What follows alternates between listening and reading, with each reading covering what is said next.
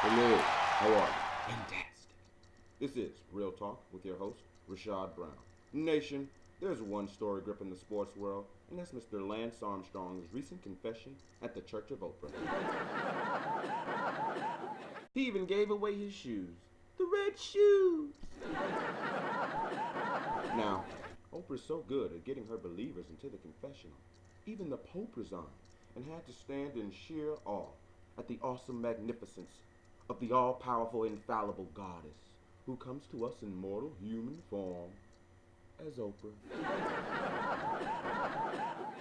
Rumors have swirled around Lance Armstrong and the use of performance-enhancing drugs for years, and he's always maintained his innocence. After all, he's an inspiring cancer survivor, world icon, American hero, all while wearing the tightest pants known to man.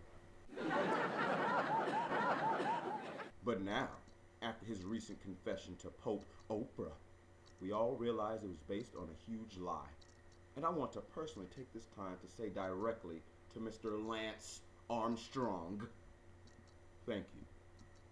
Thank you for raising millions of dollars for cancer research.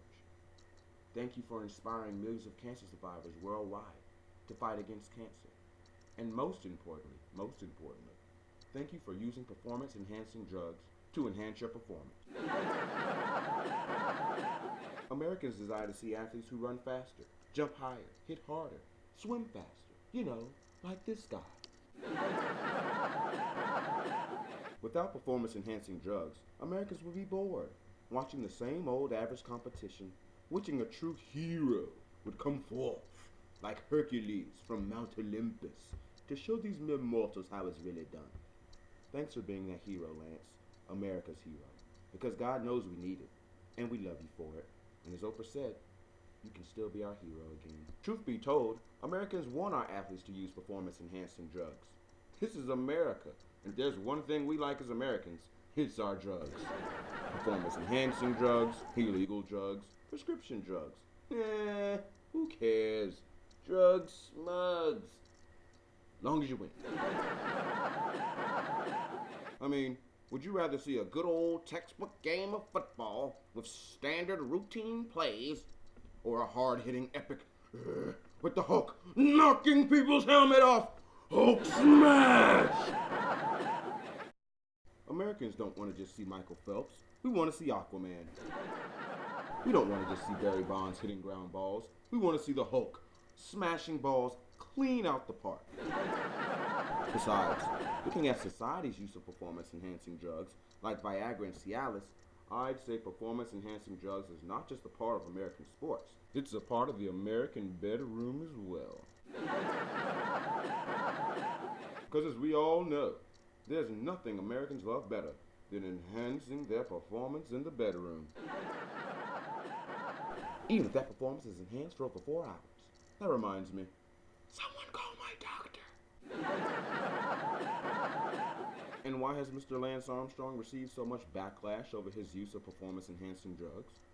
Because the International Cycling Union claims that he had a competitive advantage. Really?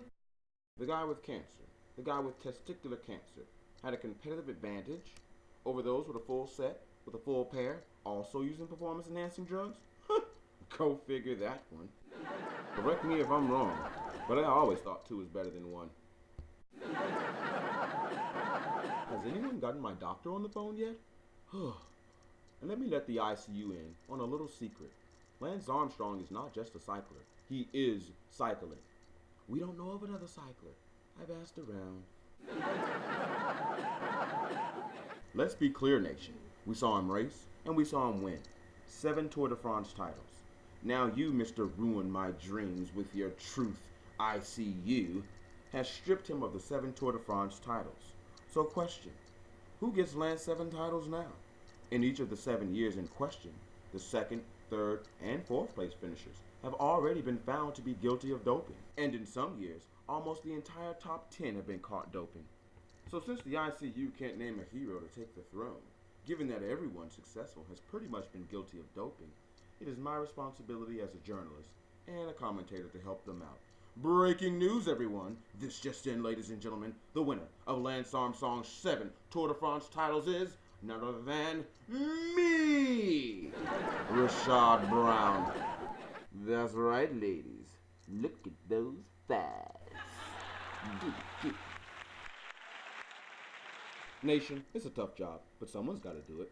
Because cycling without Lance Armstrong is like an epic with no hero, Judaism with no Moses, Scientology without Tom Cruise. Cycling without Lance Armstrong isn't cycling at all. It's just bike riding. And tell me, Mr. ICU, who's going to raise millions of dollars for cancer victims now? Who's going to inspire millions worldwide to fight against their battle against cancer, competing against all odds? Who's your hero? Most importantly, who's going to wear those trademark tights?